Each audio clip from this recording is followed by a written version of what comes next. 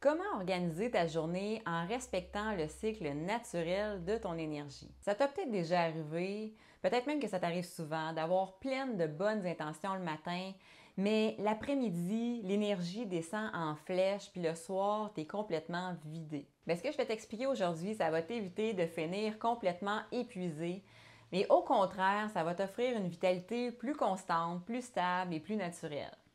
Puis comme toujours, je te partage ça avec mon regard de naturopathe dans une approche adaptée, bienveillante et réaliste, surtout si tu as 40 ans ou plus et que ton énergie est pas nécessairement la même qu'à 25. Moi, je suis Élise, naturopathe, spécialisée dans la perte de poids saine et le regain d'énergie chez les femmes de 40 ans et plus. Avant d'aller plus loin, je te rappelle tous les petits gestes que tu peux faire pour m'aider à faire croître cette chaîne. Tu peux aimer la vidéo, la commenter à tout moment, la partager à une amie et surtout t'abonner pour être sûr de rien manquer de mon prochain contenu. Alors, je vais te montrer comment ton énergie évolue naturellement au fil de la journée. Puis surtout, comment tu peux adapter tes habitudes le matin, l'après-midi et le soir pour respecter ton rythme, éviter les coups de fatigue et retrouver une vitalité plus stable, plus durable, donc sans t'épuiser. D'abord, première chose à savoir, c'est que l'énergie, c'est pas linéaire. On croit souvent qu'on devrait être pleine d'énergie toute la journée, mais l'énergie suit un rythme naturel comme une vague. Il y a des hauts et il y a des creux et c'est normal. Le problème, c'est qu'on force souvent notre corps à fonctionner à contre-courant. Trop de café, trop d'écran, pas de pause, on est en multitâche constamment.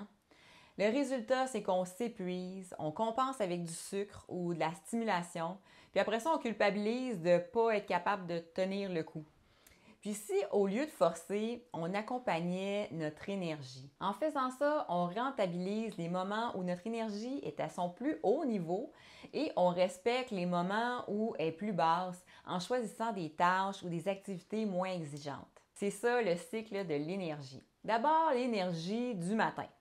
Le matin, ton corps sort du jeûne de la nuit. Il a besoin de douceur et de structure pour bien lancer la machine.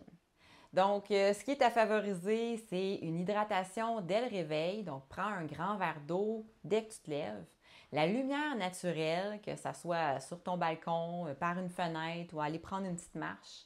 Une petite source de protéines parce que le matin, ton corps sort d'un jeûne de plusieurs heures. Fait qu'il a besoin d'un petit coup de pouce pour stabiliser son énergie puis éviter les hausses ou les chutes de glycémie. Sans aller vers des repas hyper protéinés ou lourds, fais juste ajouter une petite source de protéines, idéalement végétale. Ça peut faire vraiment une différence au niveau de ton énergie. Puis pourquoi ça? Bien parce que les protéines aident à ralentir l'absorption des glucides, elles aident à soutenir le sentiment de satiété, puis aussi la production de neurotransmetteurs comme la dopamine et la sérotonine qui influencent ton humeur, ta motivation et ton niveau d'énergie.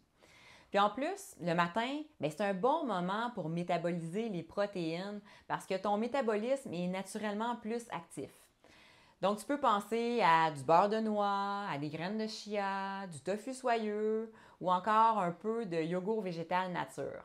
Tu n'as pas besoin que ça soit compliqué, juste un petit ajustement pour aider ton corps à bien démarrer la journée en douceur. Autre chose à favoriser le matin, c'est un moment calme. Donc, ça peut être des respirations, des étirements, une petite routine de méditation, par exemple.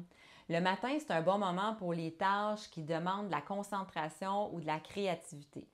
Si tu peux, évite de te lancer tout de suite dans les obligations ou les distractions. Ensuite, dans l'avant-midi, c'est là que tu as vraiment un pic d'énergie de façon générale pour la plupart d'entre nous. Pour beaucoup de femmes, c'est là que l'énergie est la plus stable. Donc, profite de ce moment-là pour avancer dans ce qui est vraiment important pour toi, que ce soit du travail, la réflexion, l'organisation des repas, l'activité physique et même donc tout ce qui est prioritaire dans ta journée, je te conseille de mettre ça le matin. Mon conseil naturopathique, c'est que si tu ressens un petit coup de fatigue en fin d'avant-midi, c'est peut-être lié à ta glycémie ou à ta digestion.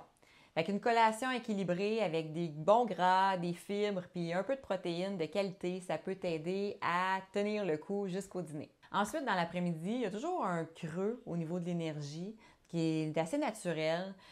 toujours vers 14 ou 15 heures. Fait que ça, c'est normal pendant cette période-là de sentir un certain ralentissement. Ton corps va se mettre en mode économie. Le problème, c'est quand on lutte contre ces creux-là à coups de café ou de sucre, par exemple. Ce que je te conseille plutôt, c'est d'essayer de faire une pause de 5-10 minutes en faisant peut-être quelques étirements, un peu de respiration profonde, aller boire une boisson chaude, t'exposer à la lumière du jour. Aussi, tu peux prendre une collation saine si tu as besoin. Puis si tu es à la maison, si c'est possible pour toi, pense à peut-être faire une petite sieste de 15-20 minutes. Ça peut vraiment t'aider à relancer ton énergie par la suite. À cette période-ci, à ce moment-ci, ton cerveau, il est peut-être pas au top pour réfléchir, mais il est parfait pour les tâches plus automatiques ou plus légères. Donc, c'est le temps d'y aller avec les tâches peut-être plus administratives, des choses qui demandent moins de créativité, moins de réflexion, juste, tu sais, quand tu es un petit peu plus sur le pilote automatique. Ensuite, on arrive en fin de journée. C'est le moment pour ralentir, pour mieux récupérer. Le soir, on change de registre dans le fond. On prépare le corps à récupérer. Mais souvent, on continue à le stimuler, que ce soit par les écrans, l'excitation mentale, la surcharge alimentaire. Ce qui est plutôt à privilégier, c'est un repas léger qui est facile à digérer, un temps de calme, que ce soit un bain, de la lecture, de la respiration ou de la gratitude. Et je te conseille d'éteindre les écrans au moins 30 minutes avant d'aller te coucher. Pour ce qui est de l'heure du coucher, je te conseille de te coucher toujours à une heure régulière, donc pas mal toujours à la même heure, puis idéalement avant 22h30, 23h pour profiter du sommeil plus récupérateur possible qui a lieu avant minuit. Ton corps se recharge pendant la nuit, mais malheureusement, c'est le moment le plus sous-estimé de notre vitalité. Donc, il ne faut vraiment pas négliger le sommeil. En résumé, ce que je veux que tu retiennes, c'est que ton énergie est cyclique et non toujours constante.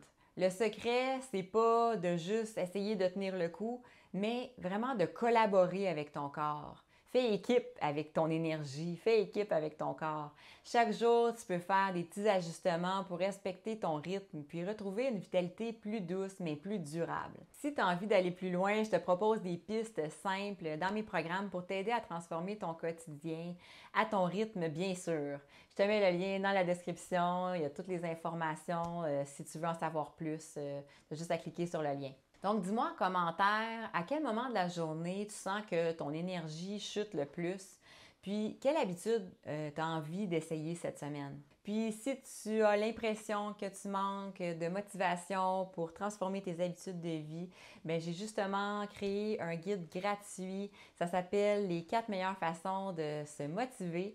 De juste à cliquer sur le lien que je t'ai mis dans la description, puis tu vas le recevoir dans ta boîte courriel. Ça me fait plaisir de t'offrir ça aujourd'hui. Puis en terminant, bien, comme d'habitude, si tu as aimé la vidéo, bien, pense à la liker, pense à t'abonner, à commenter et à la partager à quelqu'un qui pourrait en avoir besoin. Fait que sur ce, je te souhaite une magnifique fin de journée, puis on se revoit bientôt. Bye!